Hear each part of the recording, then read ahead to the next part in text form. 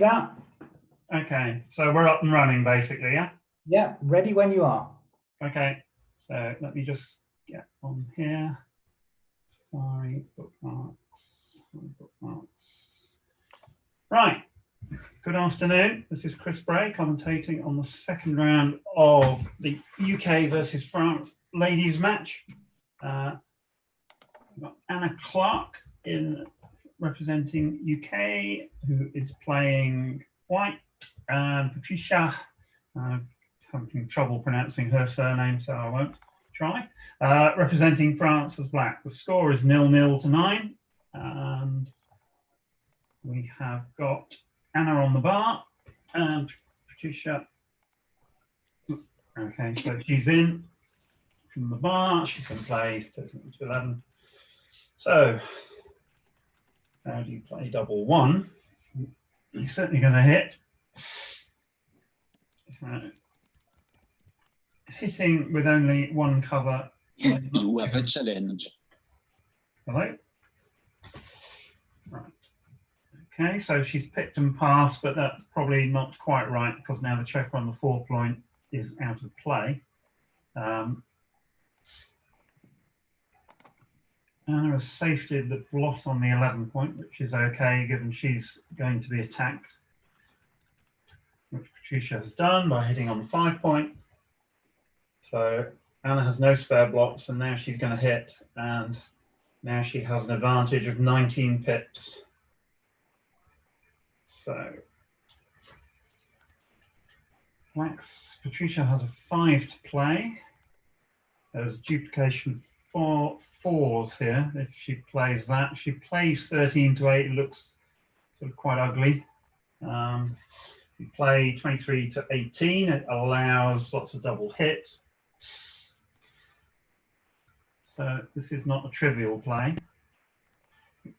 She would like to have an anchor in her opponent's board, but that won't necessarily happen.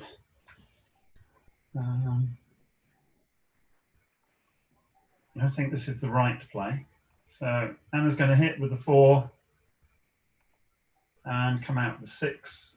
And if she's not hit back, she'll have a strong position. Oh, sorry, commentator's asleep. Got other potential of making the 2 point. Well, that's probably stopped the cube, that 3-6. That's an ugly roll, 2-1 for Anna. 6 to 5. So the alternative is 13 to 11. Okay, so she's going to be hit here and probably 13 to 11 with the 2. The other alternative is to hit on the bar point and play 8 to 6, limiting the number of blocks. Let's hit back.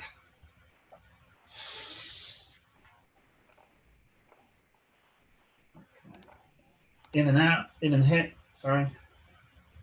So both sides with a 3 point board. The race is quite close. Anna's got a 14 pip lead. So, and hit and hit, so traditional backgammon, taking the tempo, and that's a very poor roll for Patricia. Now Anna needs to start and think about the cube. So, given black's structure, so Anna's 18 pips ahead. She's probably going to have the better board. She's got 1 checker back to 2. She has, okay, double and drop. Very quick.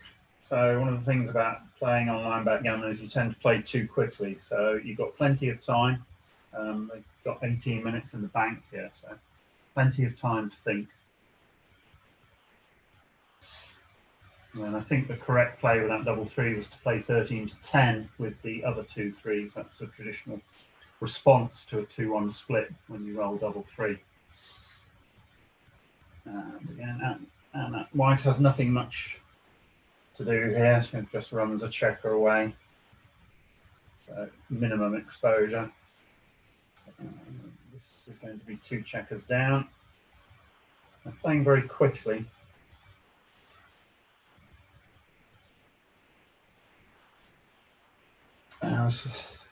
Nice roll to make the, sorry, can hit. section of hit.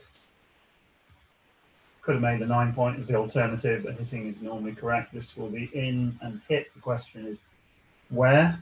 So probably wants to be as far back as possible because you can find marginally in the race. That's a return hit for white. 3 and 6. So now the 3 is in.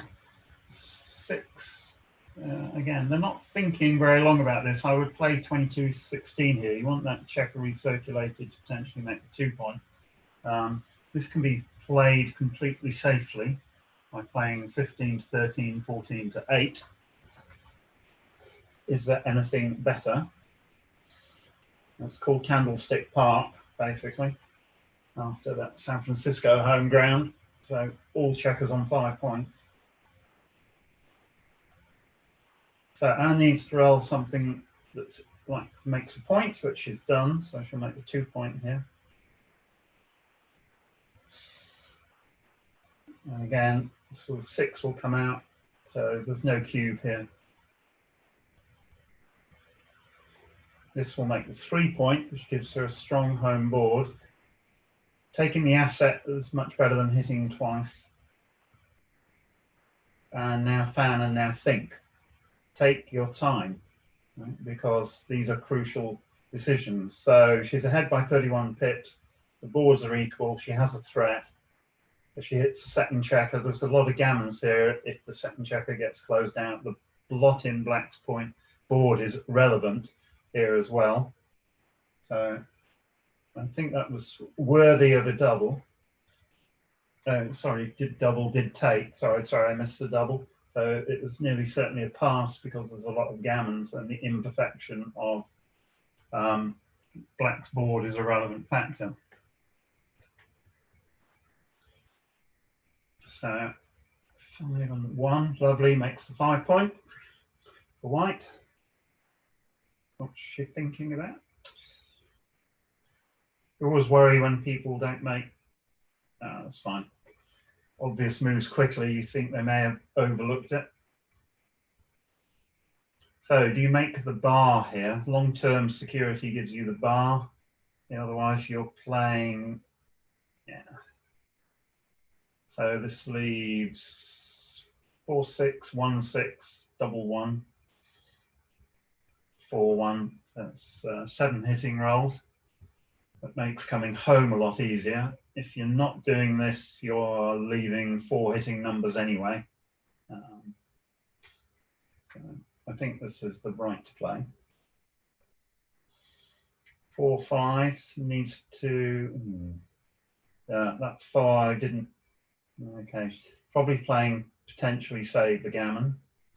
So given the mad position she's in, that 5 might have been correct. I would have looked at 21-16, but 27 hits would be a lot.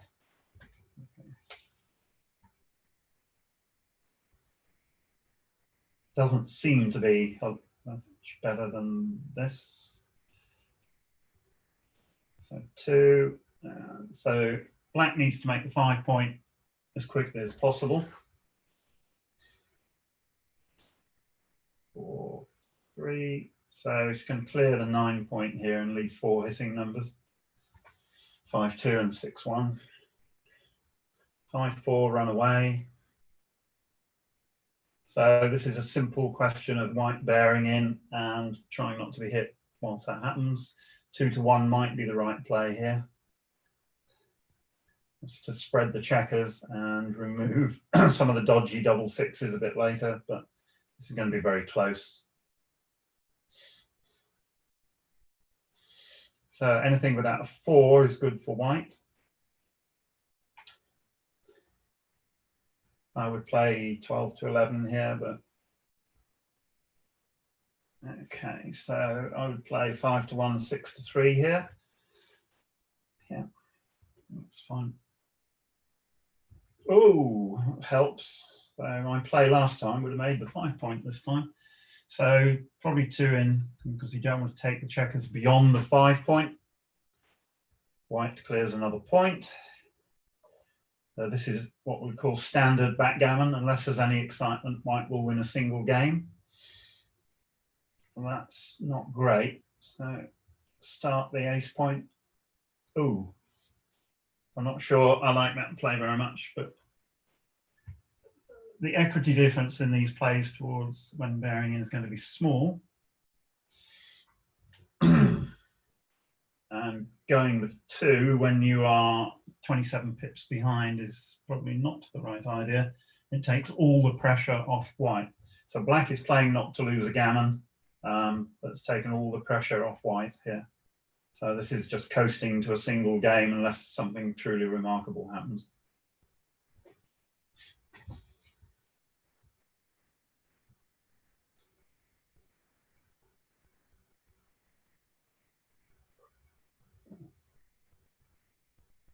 It's going to be 3-0 to the UK after this game.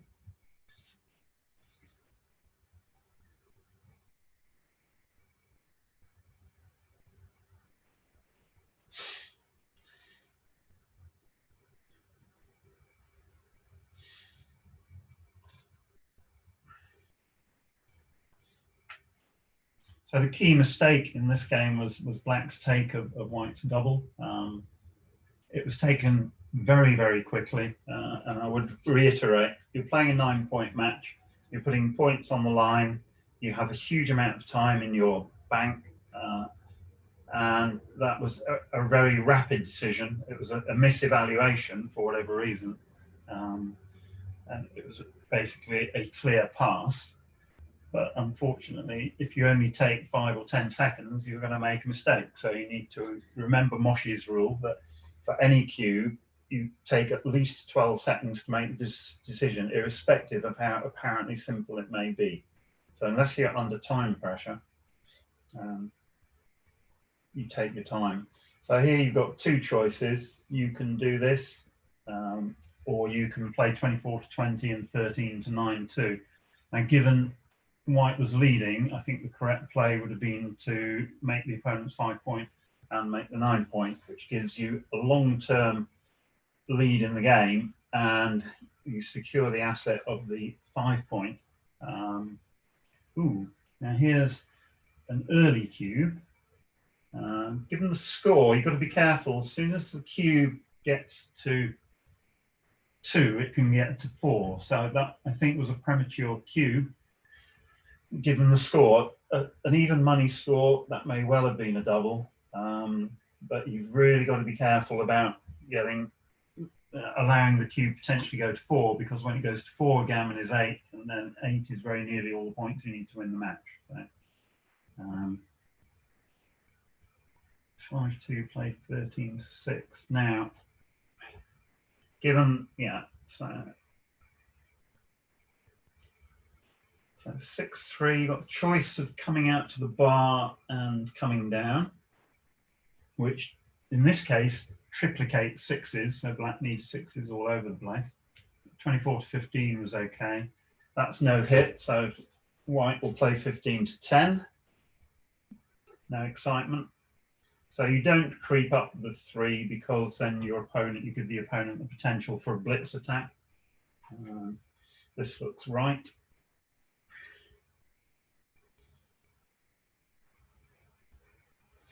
Otherwise, if you just play 15 to 13, 24 to 21, your position becomes, you've got 5 checkers on 1 point, which is inefficient. If you play 15 to 10, so this is allowing black precisely the game plan that she wants, which is a blitz attack. So that was the wrong game plan. So in with a 5, now is getting worried about the strength of the 2 boards. But again, you've got to develop that stack of checkers on the midpoint, and you can't play fearful backgammon. So the 5 is clear, but I think also that Patricia needs to do what she's doing by the look of it, by splitting. And now this will just be probably played a hello. So having given the cube away, only having 1 cover number, that doesn't look right. And now she's going to pay in spades for that play. And now black should play on for the gammon if white doesn't come in. So now she should play on for the gammon. And that's the 2. And you bring as much wood as you can. So you play 13-7. So that was an over-ambitious hit with the 4-3. Again, wrong game plan. Now, 5-1, you can make the bar point and lock up the game, or you can play 11-5. So that would be close. So the 6 should come in to give an attacker. Oh, hello. It's close, but I would have, now you need, this doesn't seem to be interested in creating additional builders. I would just play 16-6 here. You can't lose the game as black because you can always win with the cube. There needs to be a little bit more aggressive here. So now play 16-7, 11-5, 10-7, yeah.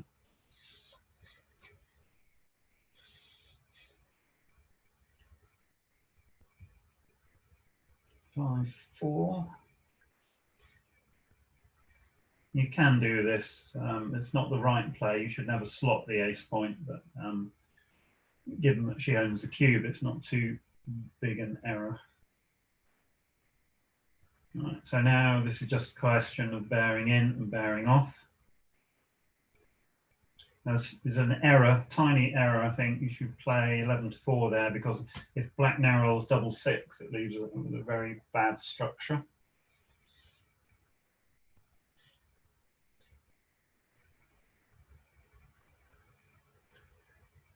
So, yeah, black can play risk-free bear off here because, barring being hit, she's certainly going to win a gammon.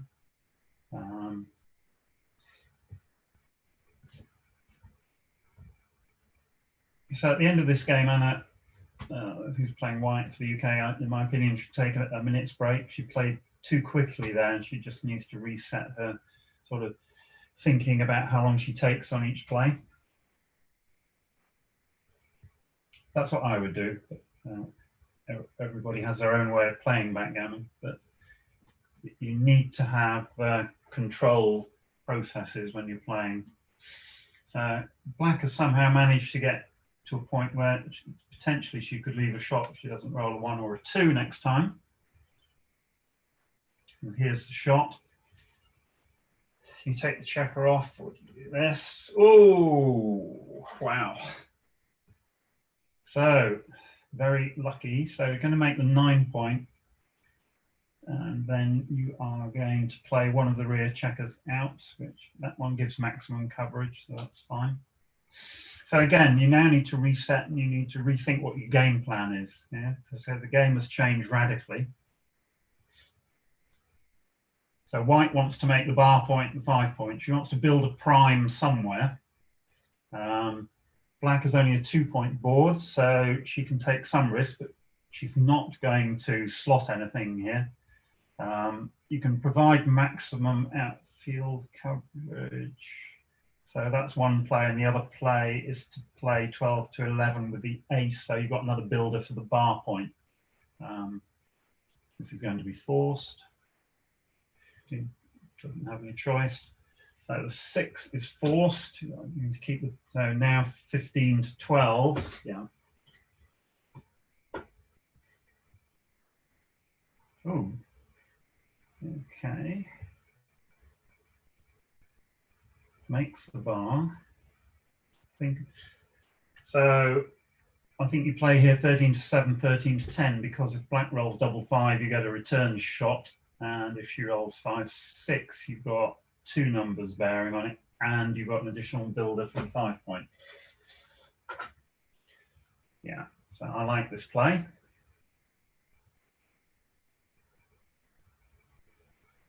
In up makes the 5 point.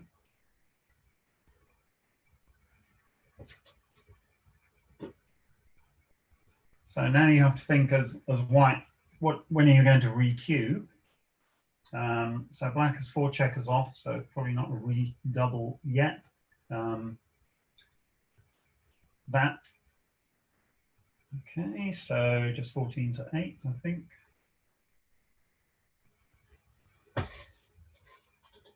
Ah, that makes life a lot easier. Ah, thanks, John Barnes has pointed out that black has the cube. So there is no redouble, my apologies. Thank you, John. So you haven't got the cube, you have to win with the checkers.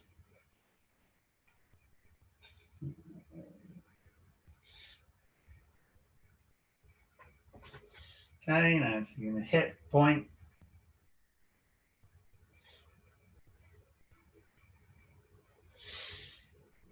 Now play.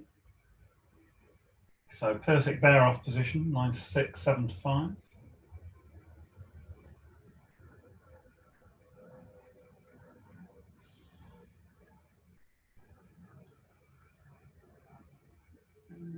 Might want to take, so the choice is that you could play 5 to 4, but probably with a checker off already. So now you just take one checker off here, I think. Hello? Hang on. Okay, so now white is a clear favourite.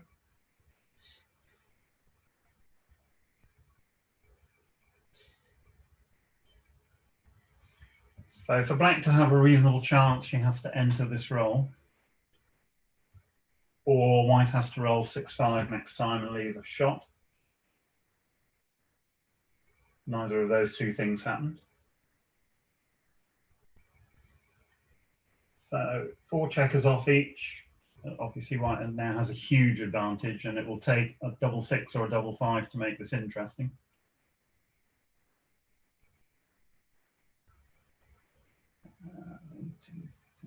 To checker off the 2 points. Yeah.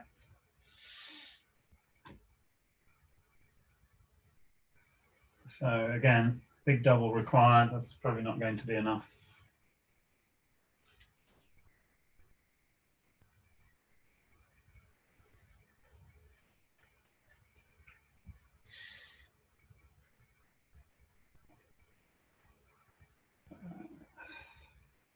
So it's nearly time for black to resign this one. But not quite. It's always quicker to roll than to just resign. Oh, resigns anyway. Okay, so now 5-0 to Anna representing the UK against Patricia Black for France. Cube actions will be distorted because obviously there's a skewed score. So Anna would like a nice holding game position. Patricia should be playing for complexity. So 5 and split. Yeah. So Anna would very much like to make an advanced anchor. That reduces significantly the chance of gammons.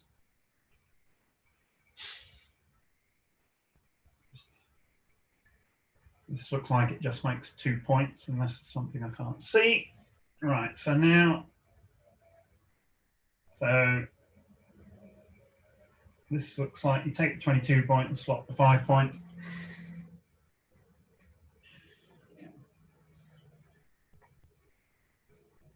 All right. So if you do this sort of play, then you invite a blitz attack when you're leading 5-0. It's potentially not the right idea. So I would take the anchor. Again, you're still inviting a blitz attack. I mean, these plays are close, but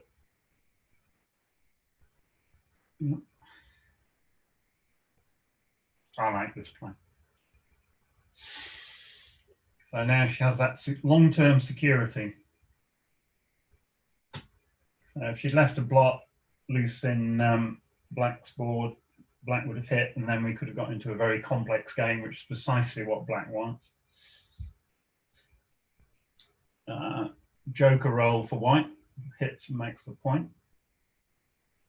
So ahead in the race, slightly better position, but a great roll for black, which completely neutralizes white's attack.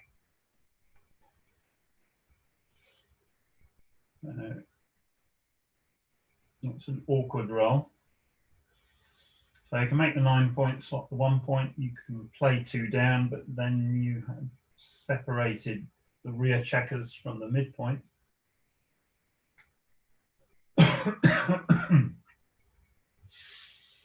The question is, can you afford to burn a checker? If you play purely, you play 13 to 8 here, which keeps all the checkers in play. Leaves 14 shots. So the computer didn't like that play. So, and the other alternative, which we didn't even discuss, would have been to run out from the back. Black has rolled double 5 and white has got away with the play. So I'd be interested to see what XG thought was the correct play there.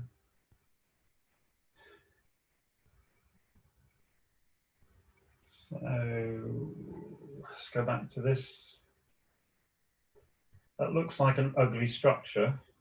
The other alternative, you can just make the ace point, or you can play 13 to 8 and 11 to 6 here. Okay, so you can play it completely safely, which is what this play is. I suspect the right play would be to leave an 8 shot.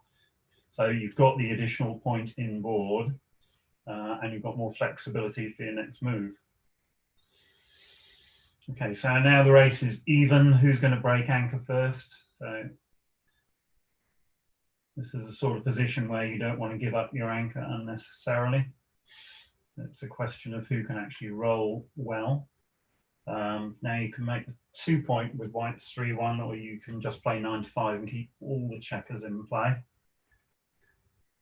That looks impure. Black will now make a 4 point. So white's given herself an inflexible structure for no reason. 6 and 4, which is ugly. But this is not the moment to give up the, I think about the 4 a bit longer. I don't think I want to give up the anchor. I don't want to do that because I'm going to get doubled. At 0-5 down, this is a crystal clear double. I think you just actually play here 8 to 2, making a 4 point board and give up the 9 point.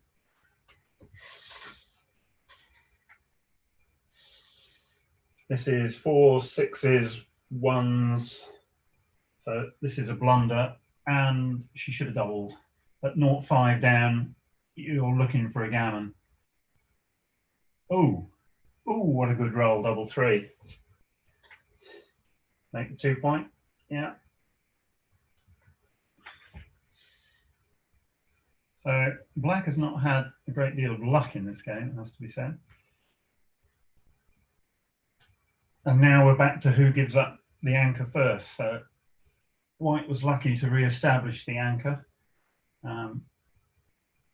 He seems determined. So again, 8 to 2. Don't forget that whatever happens next time, something's got to give from black's perspective. So allowing your opponent shots at the moment when you're just about to have a weaker position is not the right idea. Except the computer doesn't like 8 to 2, so I need to look at that one later. So this is going to be a hit, 5 to 2. You play 9 to 7, I think, or you could play 4 to 2, but then how are you going to win the game? If you play 4 to 2, you then got to escape all of your rear checkers, get them all the way around the board. So you're better off taking a short-term risk now rather than the long-term risk of having the open 4 point. So it leaves 15 shots.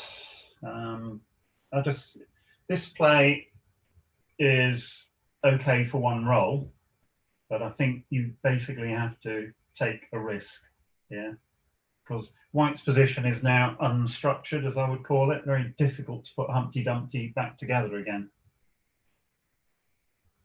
Probably going to have to hit loose again.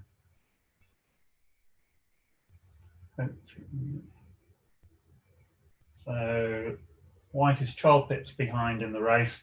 The boards are equal, but black only has one rear checker. And again, now is not the time to potentially give up the anchor. So you can play 9 to 3, 8 to 5 here and have reasonable distribution.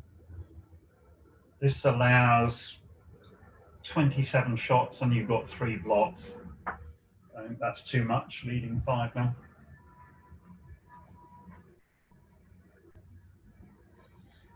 So the other option is to run away. It looks very risky. Would have been hit, wouldn't have hit back. You can't judge on results. I would make the ace point here. So, okay, but I think you make the ace point because then you've got an X checker still outside, so you can play 6s safely, and you've got a 5-point board.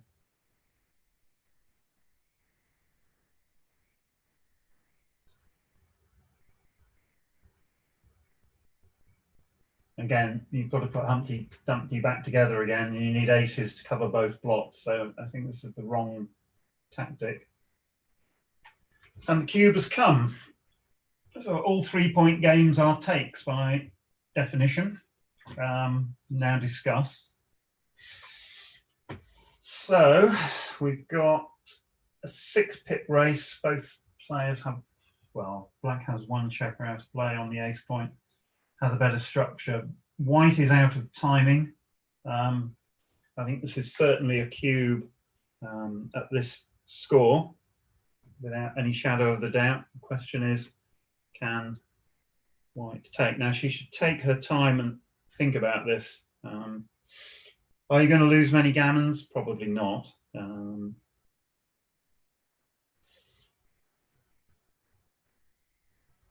1, 2, 3, 4. Okay. So good. She's taking time to think about it.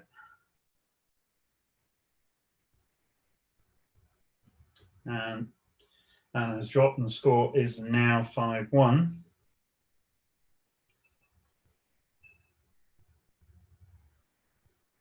Okay, and I think that was a correct drop at that score. You can argue it's a different discussion in a money game.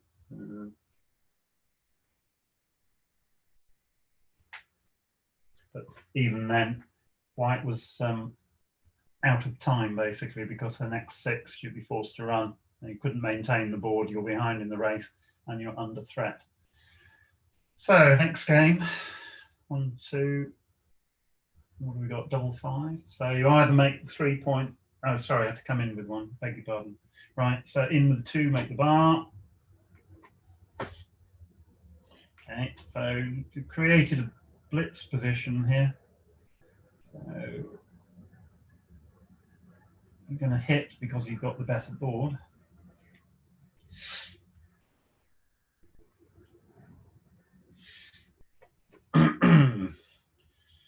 So you can hit with the 3, come up the 2, hit with the 3, play 9 to 7, or you can play it really big, duplicate 3s, and play 13 to 11. And again, you are behind in the race. And this is the no pressure play. So you need to think about this. And again, this is just giving the tempo to White if you play this. So yes, it duplicates 4s, but it's not great. I think you have to hit here.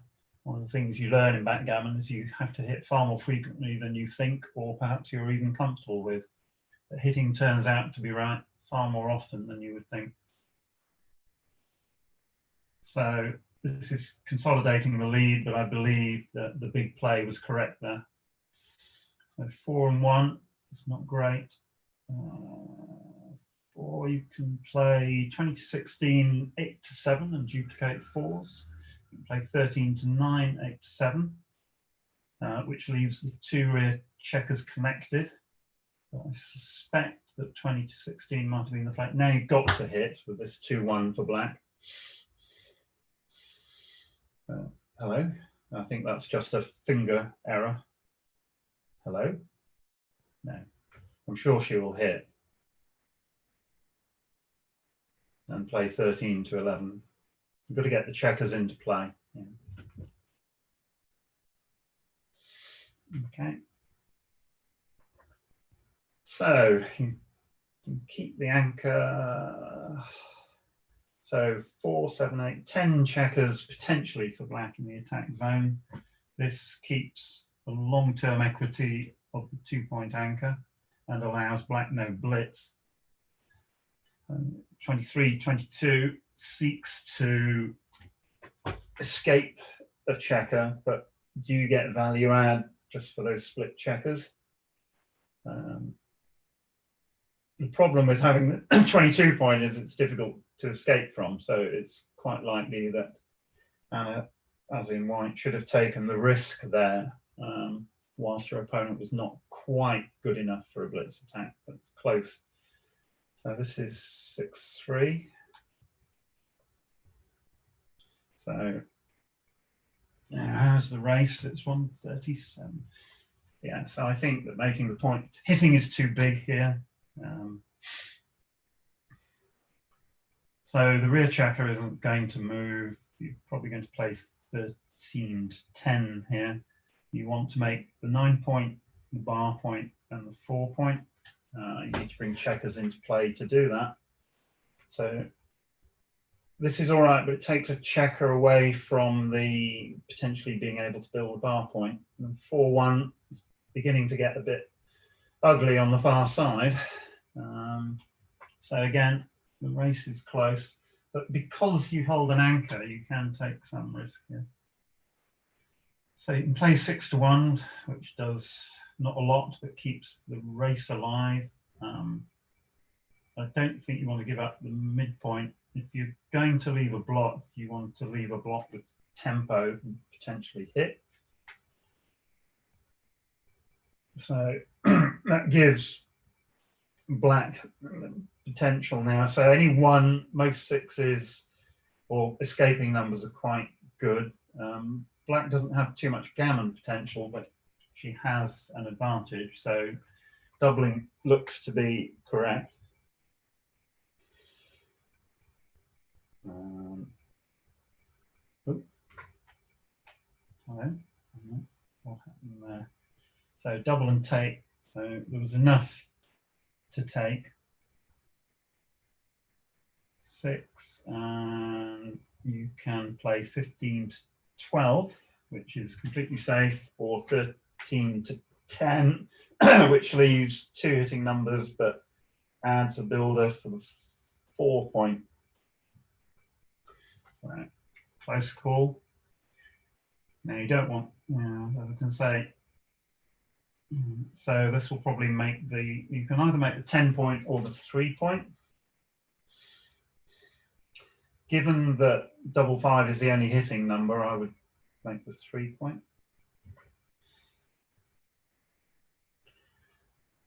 So white will build her board, hopefully in order. You slot the next point. Oops. So you play, I would play 7-4, 6-5 here because you want to start making points.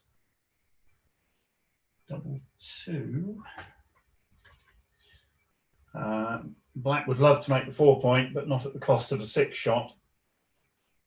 So you can play 13 to 11, 3, 8 to 6, which only leaves 5-5 again. If you do this, if you play 13 to 11, 2, that leaves 6-5, which is 2 hitting numbers. So black's objective is to make the 4-point here. Without that, the bear-in will always be tricky. So you need builders for that point, and then you play 8-6 with the last one. Yeah. So, oops.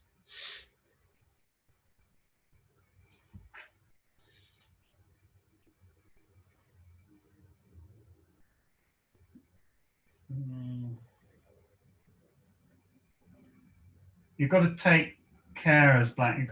White does have a reasonable board.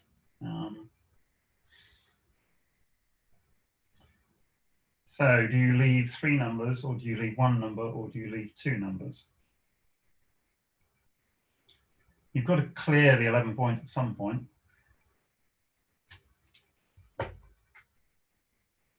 So you can play, okay, so 13 to 11, 12 to 6 at the end of the day. So that does not help, unfortunately. So now white has 2 dead checkers. This is going to be easy to play. Now, if she'd kept the 12-point slot, she'd have made the bar this time, but I imagine the difference on the last play was quite small. Ooh, I'd play 13. I think you need to play 11 to 5, 13 to 8 here. You don't want to, yeah. This is, again, only 5, 6 hits. Double 4 is horrible. It's all going to be forced. So white has a very small number of game moving chances. This is a shot, it's a direct shot. Patricia will slot the 4-point, and you could get a freak win for white if she rolls 2 and something, but not 4 and 1. So white's objective now is to get off the gammon. Woo! That can be played safely. You can bear 4 in, or you bear 2 in and play 4 to 1, 6 to 3. And then you look at it and you see whether that structure is likely to leave additional shots in the future. And you also need to think about how quickly you bear off the checkers with both plays. So if you bear the other 2 in, you're going to bear off your checkers quite quickly. This is safe for 1 roll. So you're going to win fewer gammons with this play than with the other play.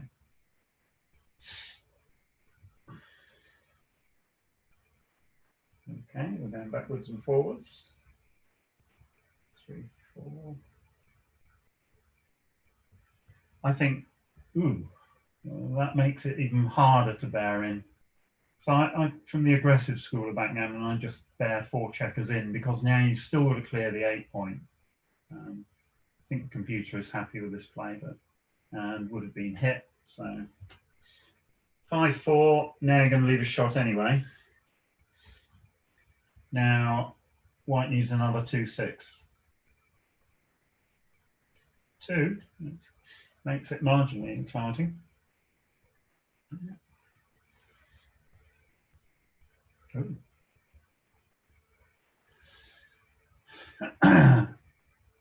Well, it's one thing certain about this: even if white does establish a good position, which it would be very unlikely to ever get a recube in, the chances are that black is still going to win this game.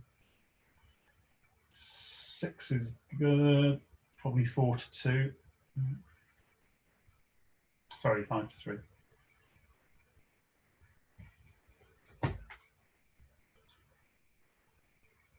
So you can play as white 23 to 14 here, leaving only a 6 shot.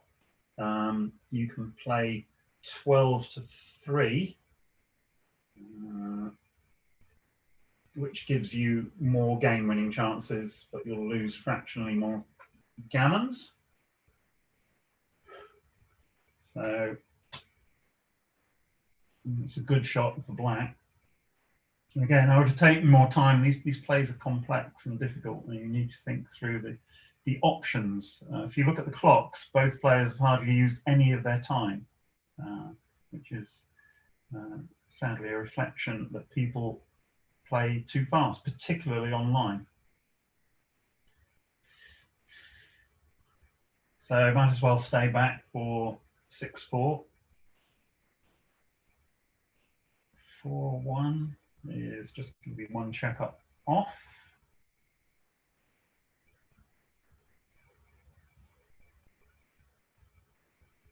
So you can play 6 to 2, 5 to 2, but this is just, you're going to win so few gammons as a result of this. I would just win the game here.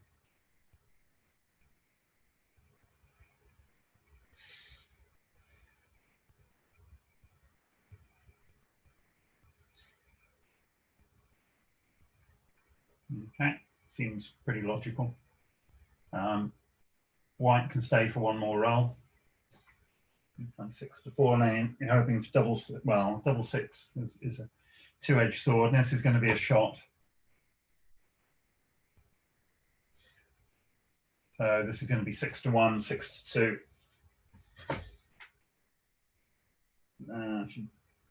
Okay, could play 5-1. So that leaves 3-1 as a good number.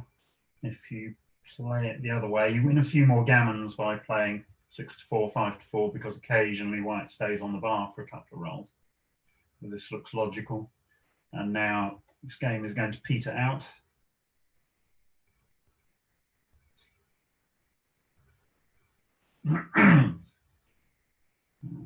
So barring 4 double sixes from white, a couple with a few 2-1s for black, this is going to be a single game to black. It's going to be 5-3. And again, look, they've only used 1 minute and 15 seconds of their time bank. So that's not great.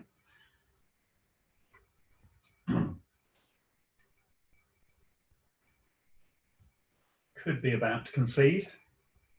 Technically possible for white to win.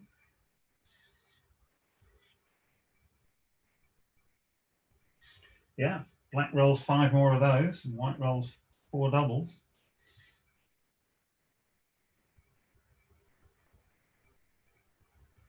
There's another 2-1. Wow. That one doesn't hurt. If she rolls another one, it could hurt. And still got 6 checkers left. So anything other, so that's the end of the game. Now white can't win. Score will be 5-3.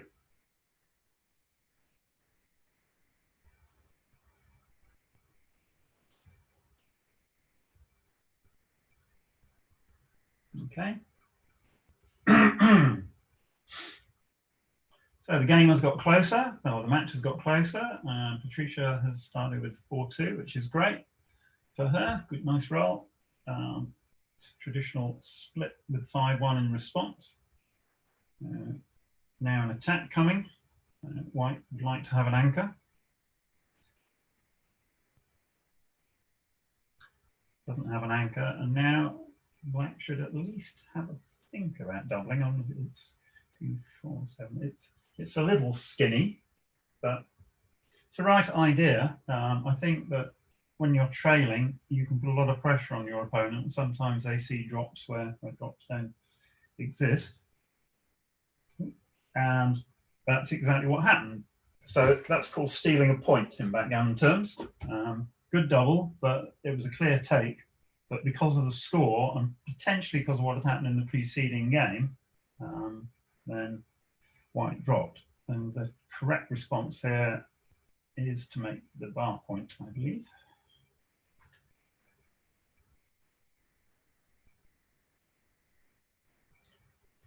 Okay, so white has rolled badly since taking the 5-0 lead. So that will potentially be playing on her mind. So she just needs to adjust a little bit. Just, as I said before, slow down a bit. I don't think she's going to double this one. She might do.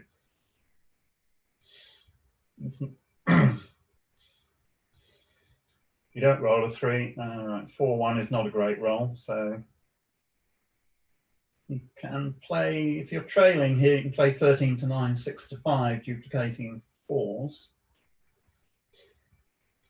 I like 6-5 here. I think that's too passive, 8-7. I think you should be trying for more. Again, you're still losing, and a double gammon gets you to 8-5 Crawford, which is absolutely ideal. So you want complexity.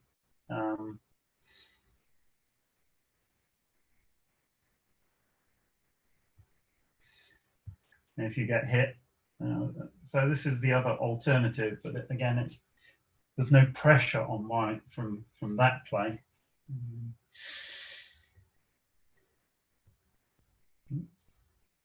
What happens? So the computer doesn't like that. And in fact, the slotting of the 5-point would have worked very, very well. Hello, what's happened? Hang on. So just make the 3-point here, surely. Yeah. Okay. So white's ahead in the race, black's ahead in position. Easy take. Okay, that's the sort of thing you don't really want when you're that. So this will, well, it's still a good roll. So it will even up the race. Black will only have one back checker. Okay. That play leaves black with a very untidy structure.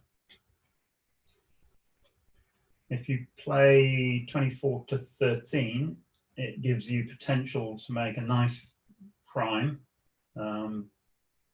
White has 11 checkers in the attack zone, so you've got to take a little bit of care. But this looks as if you'll just get an even position. If white makes the 4 point, white will have a fractional edge in position. But you can, don't forget that with the 2 or the 4 that makes that point, you've got to roll and play another number, unless you roll double 1 or double 2 or 3 1 or something like that.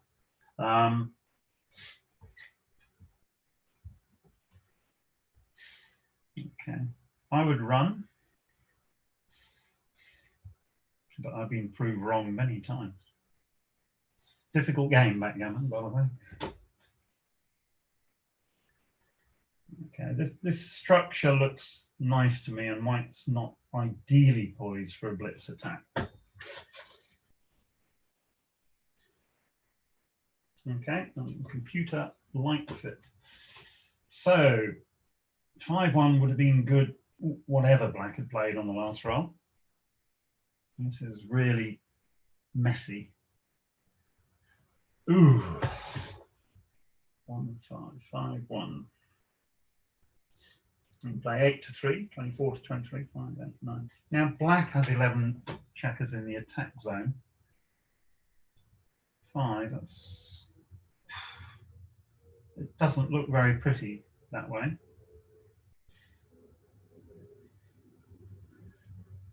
It's a really, really unfortunate roll.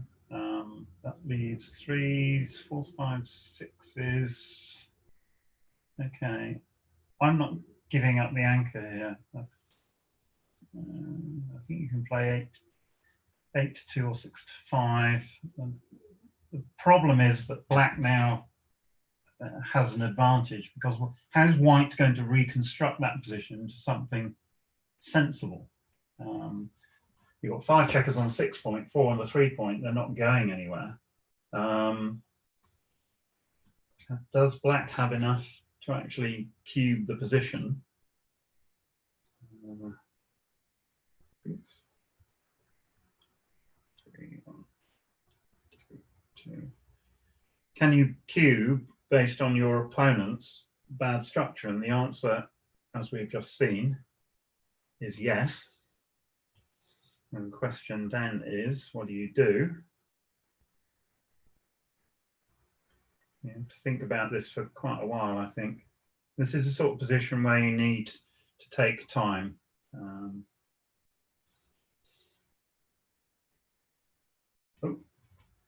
dropped. Okay.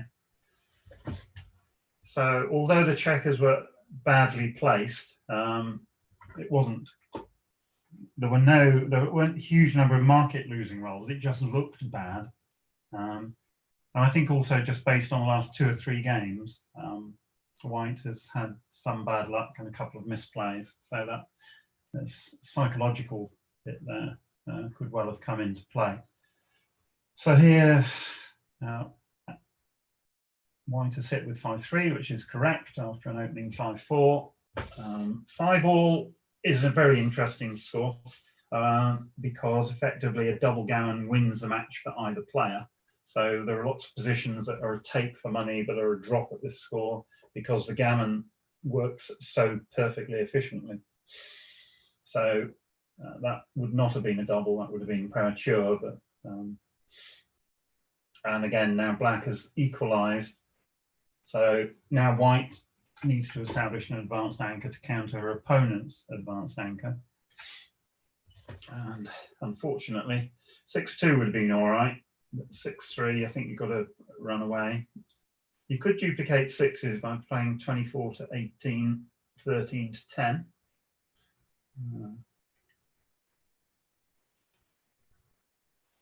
And again, now you can come in bar 23, 13 to 8, bringing in a builder into play. The race, there's only 6 pips in the race, so this seems reasonable. But also, because your opponent's got an advanced anchor, you may have wanted to establish an advanced anchor of your own. So it's a theory I often play to. So I'd have looked at coming out to the bar point there. So 3-1 is a good roll.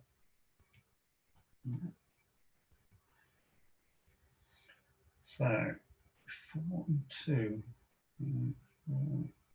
4-2.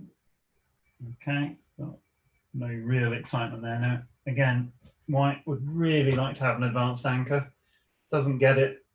Can't make the 2 point.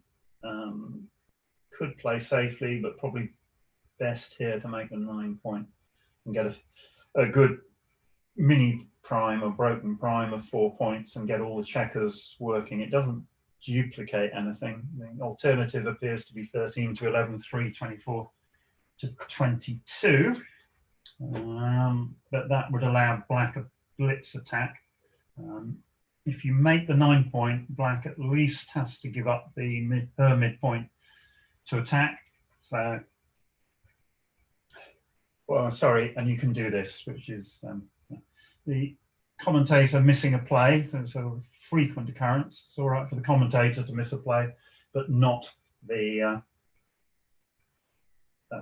player. So it's a close call, I would suspect, between making the 9 point here and just playing it safely. The advantage to this play is you've got a 4 point broken prime. The disadvantage is that you have lost connectivity between the front and rear checkers. So the hit is clear. The 1, this is not the time to leap out. So I could have looked at the double hit, but this potentially consolidates the advantage. This is going to be awkward. So this could be a case of duplicating lots of odd numbers by coming in with bar 20 and then playing 24 to 22. Your other option is to come in and come out. If you hold the anchor and place 6 to 1, you're probably going to get doubled. Yeah, so you need to be more aggressive, and I think that Patricia should have looked at spinning the cube there. She's going to have lost her market now. Now she might be too good. So this is going to be 9 to 1 twice, or that one, and sorry, 6 to 2. Now you've got to spin the cube as black, or believe that you are too good and play on, because what is white going to roll next time that will enable us to take the cube? White will certainly drop this double. The biggest mistake that tournament players make is to forget that you can win a gammon with an undoubled cube. So there I would have taken a long, hard look and decided whether my opponent had realistic game-winning chances. So what have we got now? Double 6. So that's a good response. So Anna has gone from leading 5-0 to Patricia leading 6-5.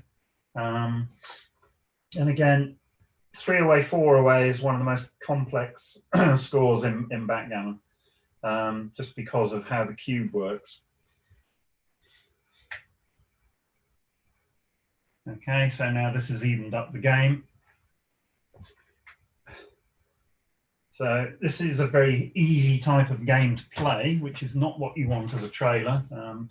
But that double 3 for black stopped white in her tracks. So you're both sitting there waiting for a big double. While you're doing that, you're building your board.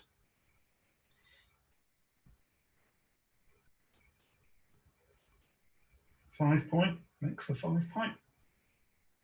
So this is a very even game. So this will be make a point, start a point, balls to slot the next point you want to make. 5-2, so duplicating 4s at a moment to 13 pips ahead. Your alternative is 13 to 8, 13 to 11. No, I don't think many people would play 8 to 6, 8 to 3 here. I think you're not far enough ahead to give your opponent the benefit of this. So double six. So you can play safe, or you can do this and try and win the game in a single roll, which is often a good idea. White needs a 4, which he's got. 6 to 5 with the ace. Now black needs a 3, and so now from a mutual holding game, we've got a double-edged two-way gammon swing potential. So now you're going to hit. So now it's really double-edged. Now I'm trailing 5-6. I would take 3, 4, 5 minutes here to think this through, because you've got a lot of potential. Okay, so the cube has come very quickly. Okay, so I must be slowing down in my old age because everybody plays quicker than me nowadays. The question is, I like the cube. It's nice and aggressive.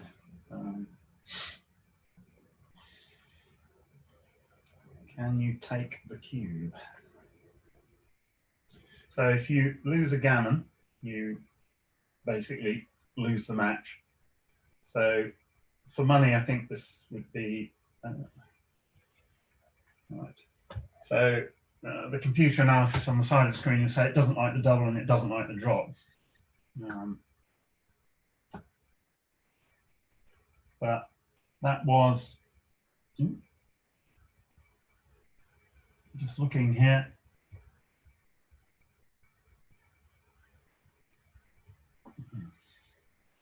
Okay, so sorry, we're now at 6-all, so we've got a 3-point match.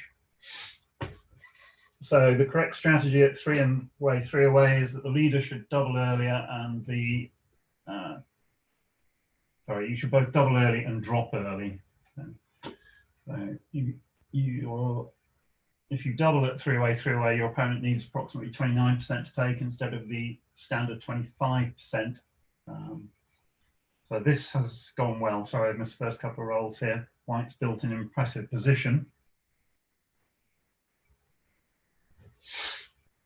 That's a good anchoring roll.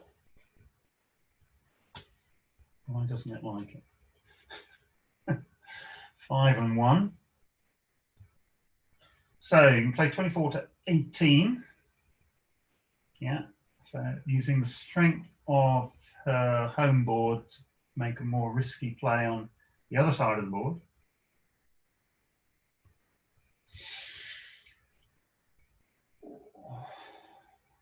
I like the 24 to 18 play. 13 to 8, 6 to 3. I'd at least think about the cube, just because of what happened last game. 22 pips behind. Now I would make the bar point there. That must be wrong.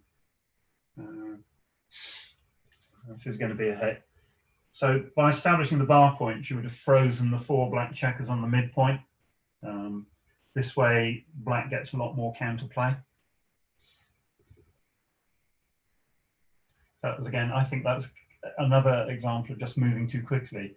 You can't make a move if you don't see it. So you need to decide what the candidate plays are and then choose between them. But if you don't see the play, you can't make it.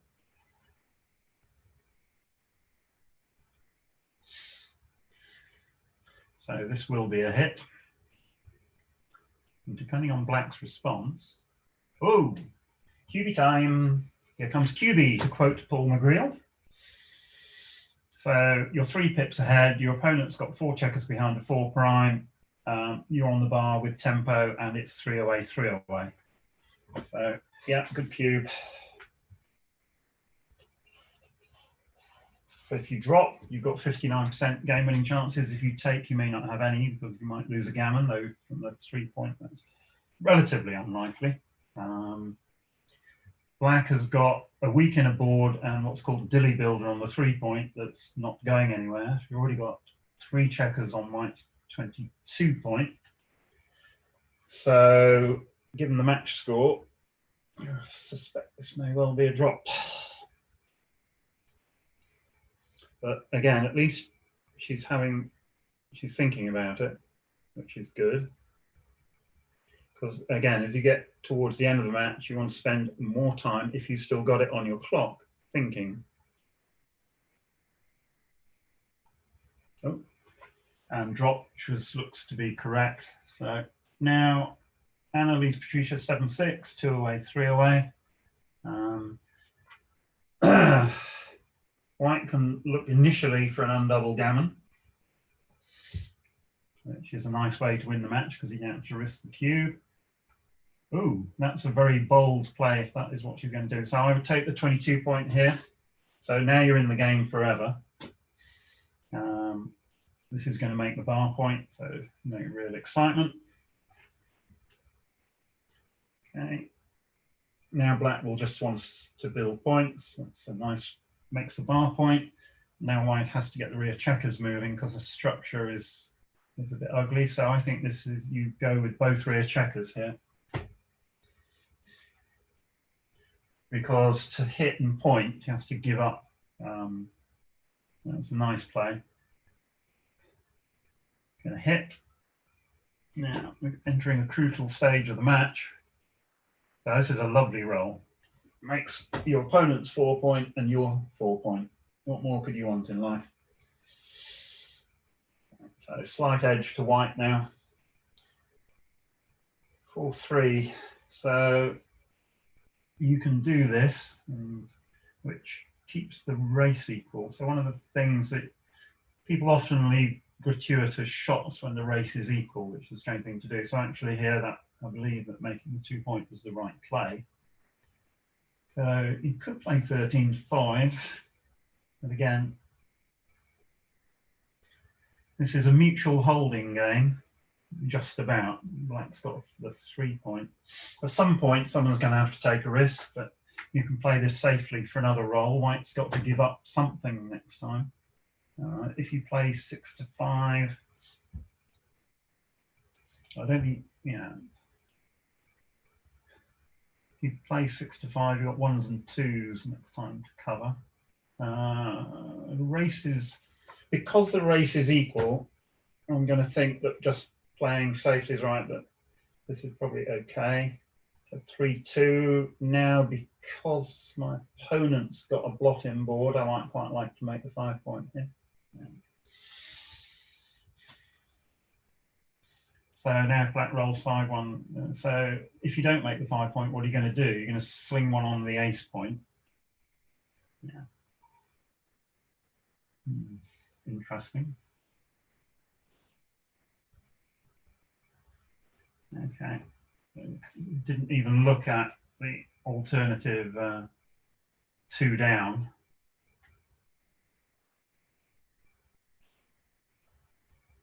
Okay. So this is going to be a hit and cover. Sorry, I missed the last play. So 3, 1. So I'm not sure what Anna's thinking about here. You are going to play 21-20 hitting and 13-8 making a 5 point.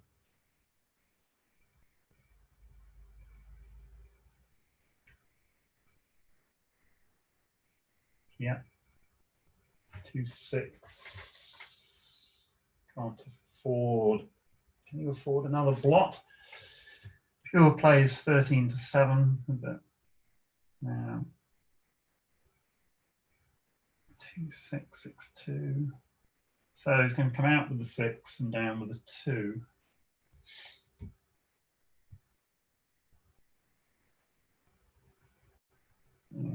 I don't see any advantage keeping both rear checkers there and allowing a blitz attack. This will duplicate 2s to a certain extent. This looks logical.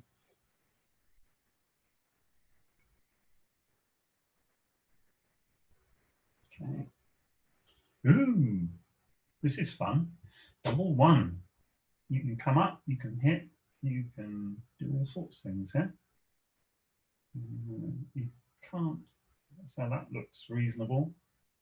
The question is, do you 6? Yeah, I think you've got to come up with 1, and then you've got the option of this, or you play it bigger and play 12-11 because your prime is not as good as your opponent's prime. I think this is sensible. We come in 4, he hit 3, and black didn't want any other loose checkers, so I think the last play was correct. Now, if black rolls a 3, 1-6 is an awful roll. Oh, sorry, I didn't see the blot on the midpoint. Right. Ooh, that's also a pretty awful roll. So you just play 11 to 5. I don't think there's any advantage to hitting. You're still trying to make a prime.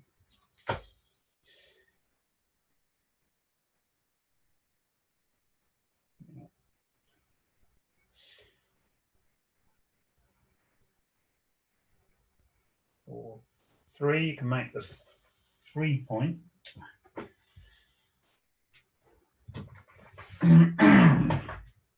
You could have slotted the 3 point as well. So that looks like you come off the 8 point with 2 checkers. Yeah.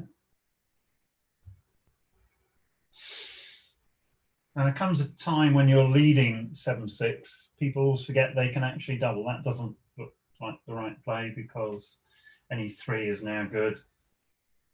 And you actually want black to crash on the other side of the board. So you want to give black the chance to roll.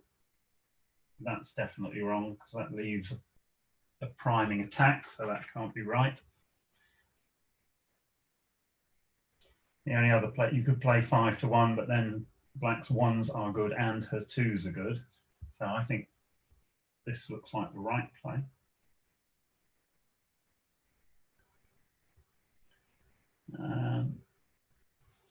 Patricia needs to keep as big a block as she can, so she's going to have to do this now. And that's a great roll. Yeah, all the way.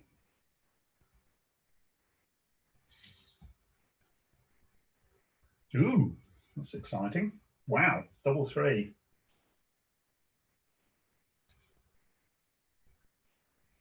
So the 2 choices here could have played, hang on a minute, so, right. So you can make the 5 point and the 4 point. So this is more of a threat. If you just make the ace point, then you're hoping to roll a 1 and a 6 before your opponent rolls a 4. This way, if you make the 2 points, you have a clearer game plan.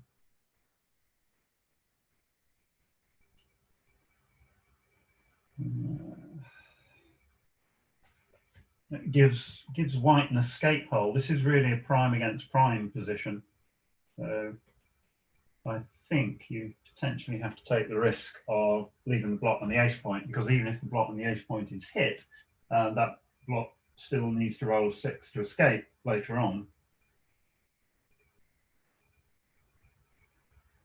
This is the play I wouldn't want to see if I was white.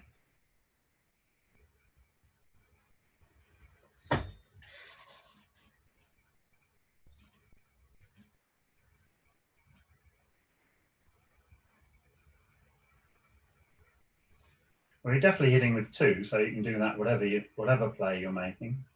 Or sorry, you're hitting with 1.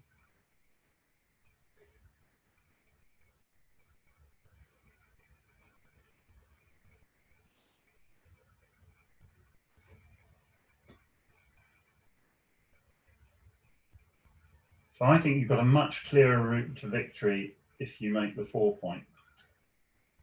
Yeah.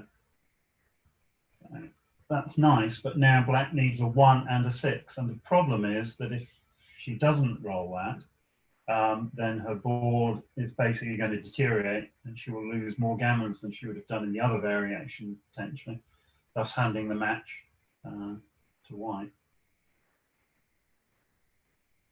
And black, it wouldn't have gone well in either variation. And now now do you stay?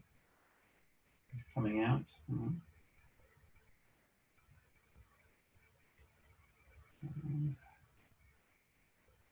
So leaving your opponent nothing at the moment. I think, yeah, so 2-6.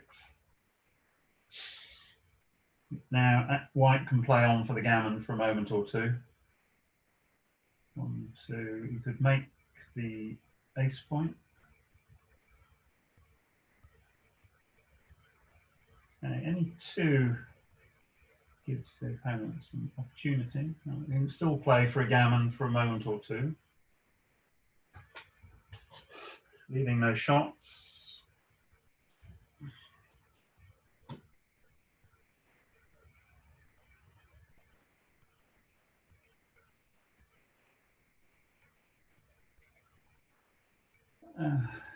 I'd have looked very long and hard about doubling there. Got to hit with this.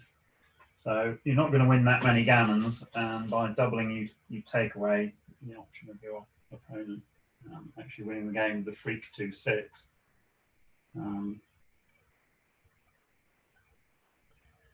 So now 2-5, 2-6 are great. 2-3, 2-4 are awful.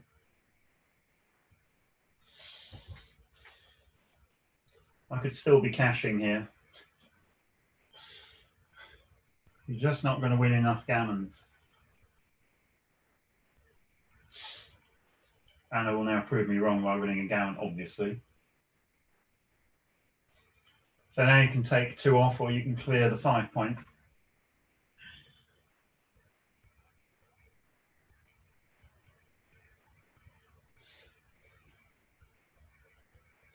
Now any shot leaving numbers are potentially game losing numbers. I would cash this. Okay. You sometimes forget you've got access to the cube in these situations. I don't think it matters what she plays, because white should cash the game. You're certainly not going to win twice as many gammons as games you lose, so I don't understand this. You should just cash.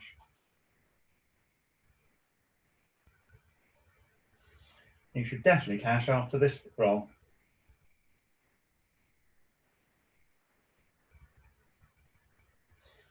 Double. Pass. This will be 8-6 Crawford.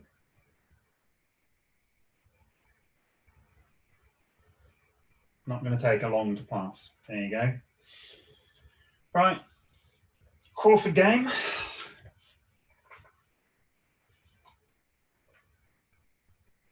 So you must win with the checkers. You can't win with the cube. This is a fantastic roll. Double 3. Losing a gammon makes no difference to either player. Losing a backgammon is very bad for white.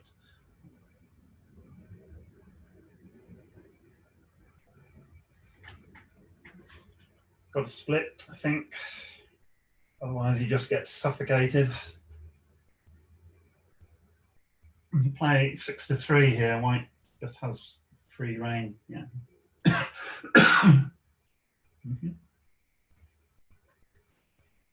It's the alternative play. So one observer's just asked what the match score is. It's 8-6 to white. Anna leading Patricia. Anna's playing for the UK. Patricia for France.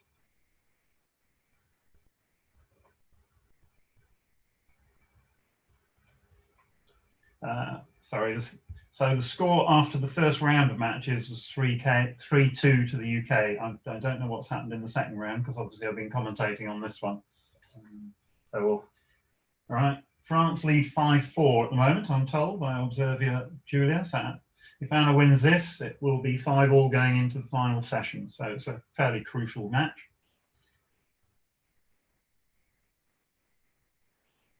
So I don't see any other excitement than this here. So you maintain the lead. Now we're into another mutual holding game. Right. So Anna needs a 7. Oh, look, there's a 7. I was going to say double 2 would be exciting. Now, how do you play the 1-2? You come in with a 1. You can hit this 2, which is reasonable, but that's a great responding roll, because you've got a lot of choices here. Now you can hit again, but you're already lots of pips ahead. So I think you probably should have taken the the opponent's golden point there by playing 21-20.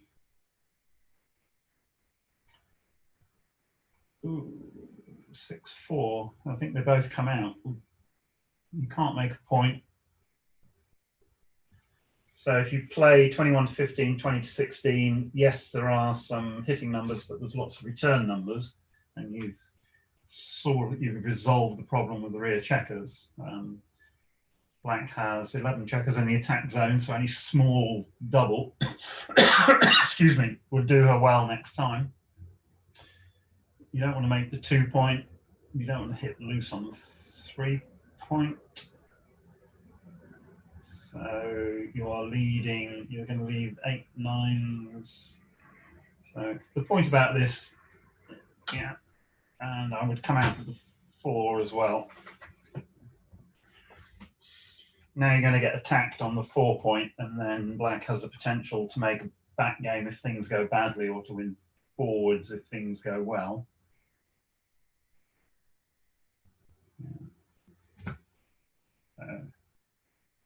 Yeah, the right play, just looking at the computer analysis, was to come out. Everything else was a blunder on that last play.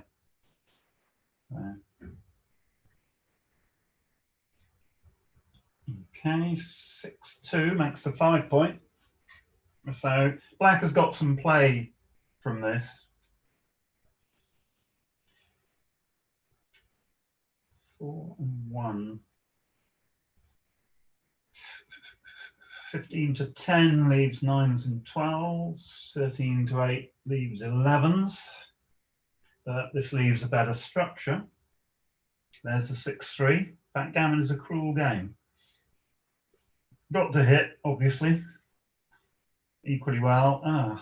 In. Now losing a gammon counts, doesn't matter to white here. So yeah, she's behind in the race.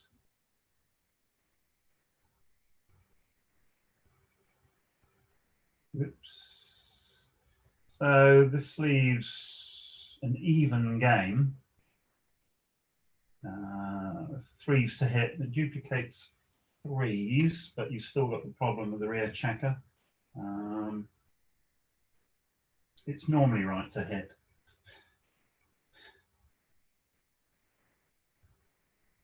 And again, you're not fearing losing a gammon here, and you'd be hitting in a money game in a flash.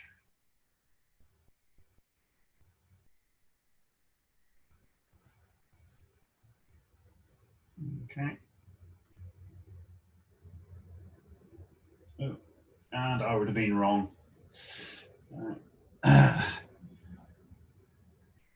Just maintaining the bar lead. Okay, 5. Where's the 2? So you can come up 24 to 22. So if you get hit, you get more chance of making an advanced anchor, and the race is closer. You can duplicate ones by doing this. 2. You're going to cross with the 5 if there's no hit.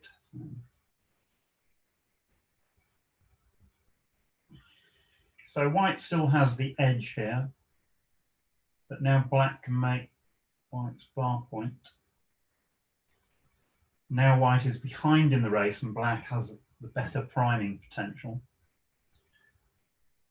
White would like to come up with the 4-1 to the 22 point, but then you can't play the 4 safely. If you do this, if you're going to do that, you could make the 4 point as a deterrent, because then if you get hit,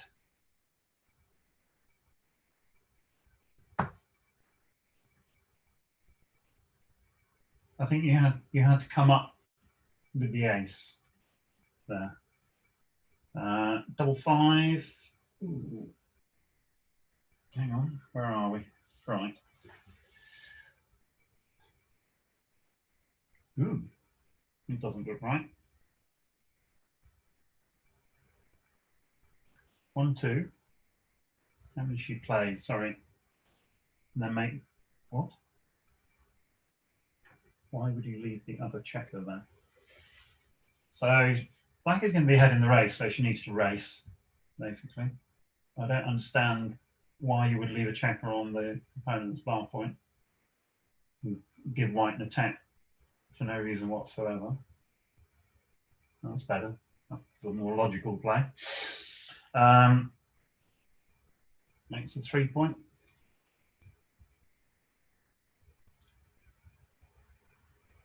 This will be 2 checkers down. There's no number that hits. So it's a 26 pip race. It's now an 18 pip race.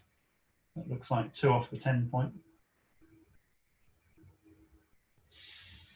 So black with the edge, but would have loved a number that made a point, but that's no good. So you're going to play 11 to 6, 6 to 5. Or this, 8 to 7. So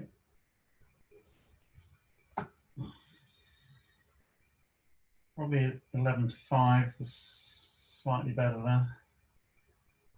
Got some funny 6s potentially now. So this is not the time to run because losing a gammon is irrelevant. And there are some awkward numbers for black while she still doesn't have her 3 point and 4 point.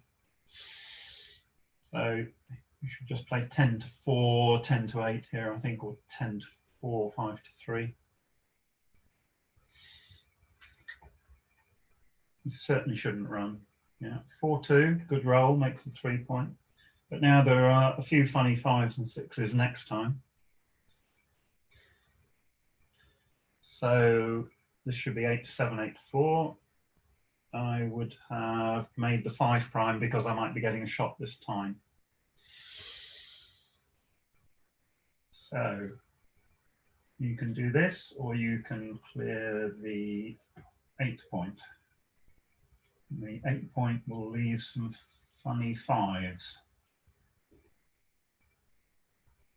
And potentially give white a good double 6. This looks right. So now you make the full prime and hope your opponent rolls a bad number. That is not a bad number. Double 5. No excitement.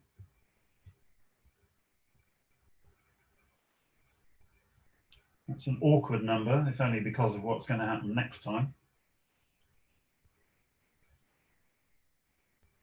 So, ooh, got away with that one, 5-3. So back to being even on the 2 highest points. So 6-2 is bad, 4-1 is a weakener. Now there are 6 bad numbers next time. 6-5, 5-4, 6-4.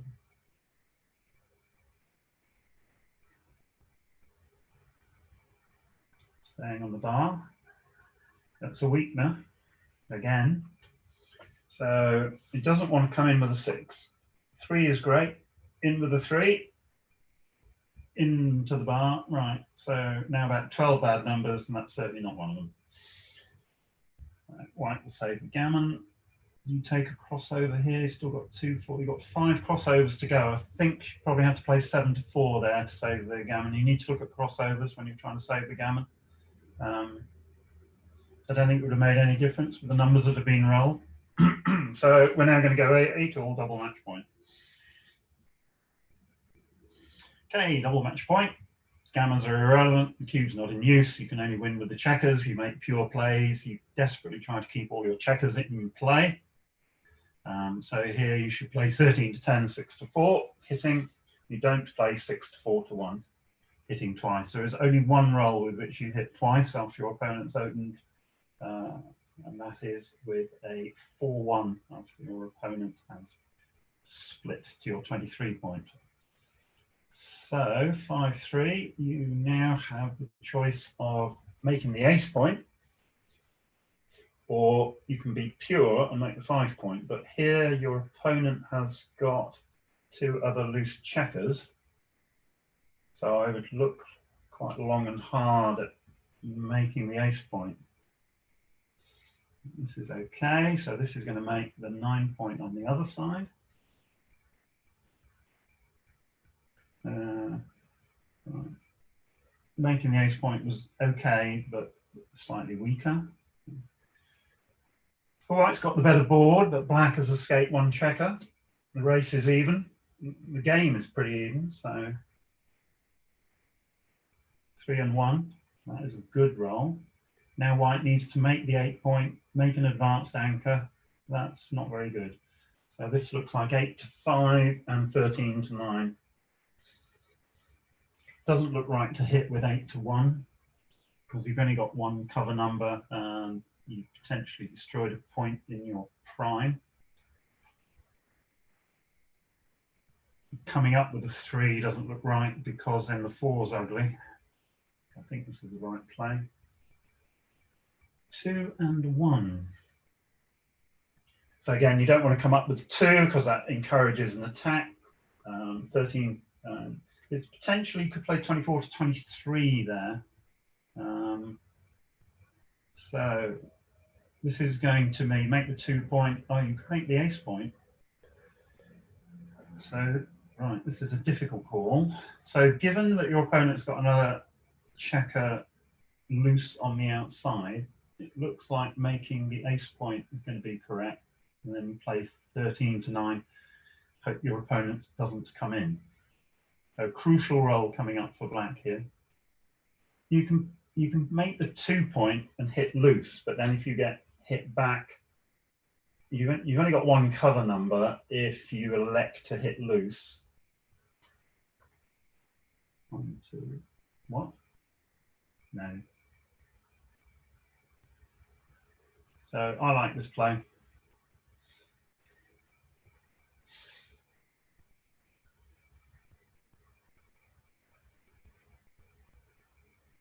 You're not going to play it yet, so.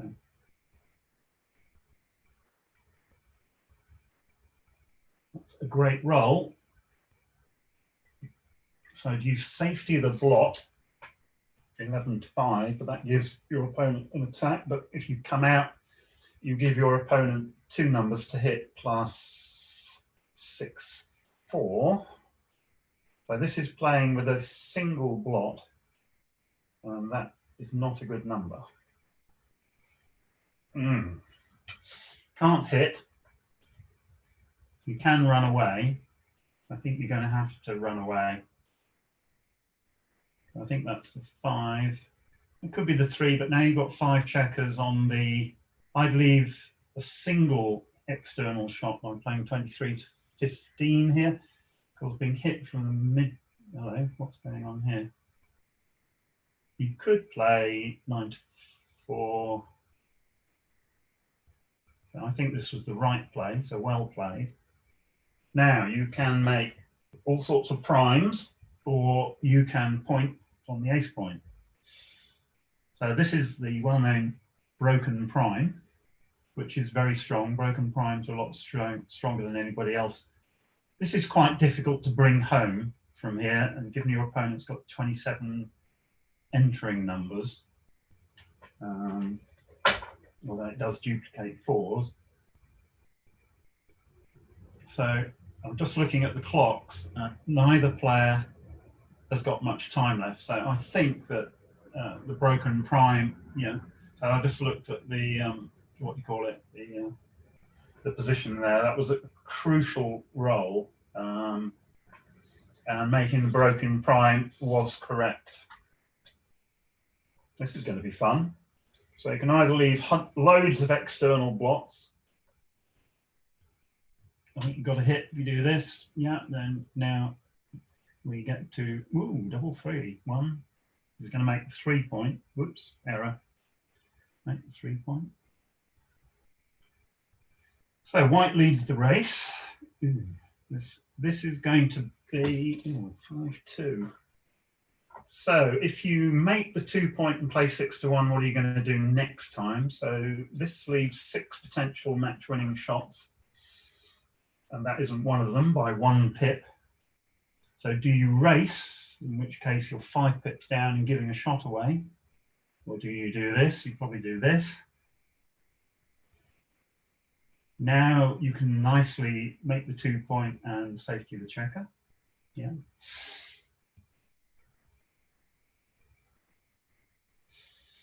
This is going to be 2. Hello. No, that's not going to be right. You're going to have to bring 2 checkers down as black here. Your 5 point board protects you from any weird and wonderful plays by white. They've now usefully used all their time. Anna has 42 seconds left. Patricia has 1 minute. So any decisions that are about to be made will now be made swiftly. It's surprising where the time goes. Oh, and Joker of the Week award goes to Anna Price of the UK for her 2-1. Now she just needs to take care bringing the checkers home. So this should be 2 down. 1, 2. And double 6 plays nicely next time. Now you don't want to put the checkers on the 6 point. So this is probably, that's an error because double 6 leaves a shot next time.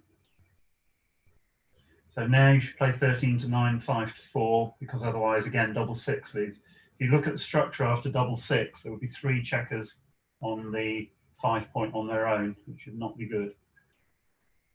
So she's got away with 2 minor misplays there, I think. So again, you can play this eminently safely now. So it might have been right there to play 5 to 4, 5 to 3, sorry. So not enough time to comment on the play. Do you need to do this? I would just win the game and come off the 6 point here. Because now you're subject to leaving some nasty structures with 6-1. There you go. So I hope this doesn't cost her.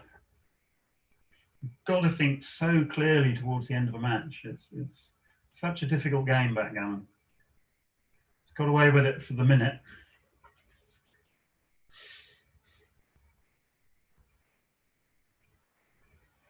Now you really want black to come in with a 6-1 or 6-2 if you're white. That's a great entering roll. Yeah. And so now we get some excitement. Oh, 2-5. 9 to 4. So Anna has 6 checkers off.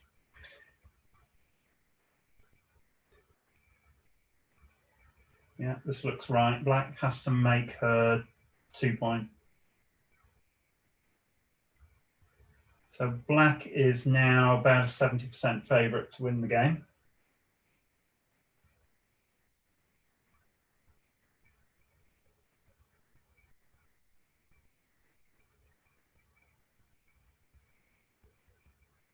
Okay. So as soon as black actually opens, that's not a particularly good roll, but 8 to 2, 5 to, no, you don't want to play 8 to 5 here. Yeah, that's a much better play. So Anna is practicing rolling 6s.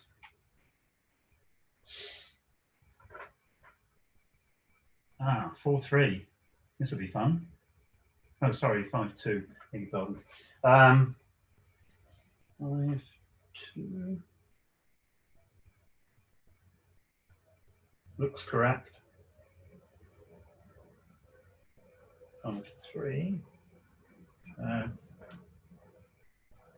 Anna needs to come in now. Right, so now it becomes slightly more interesting. Just run for home. That's 4 checkers off playing 6. Needs a big number. That is not a big number. Now it really needs a big number, and that's a terrible number. So this last game, the classic demonstration of having quite the right game plan and executing it at double match point, because all you need to do is win the game. You don't need to win the gammon. And you're way ahead in the race. You don't need to take risks. Oh, this makes life more interesting. Sorry, I thought the match was over, and now it's all down to the next roll. Oh, what an exciting finish. Sorry, I missed that. Double 4 was absolutely crushing. So well done to Anna, well done to Patricia. Great match, good for the spectators. Well done to the UK at levelling up the match at 5-all. And your host for the evening session will be none other than Tim Cross. Thank you for listening. See you all soon. Bye for now. Thank you very much, Chris.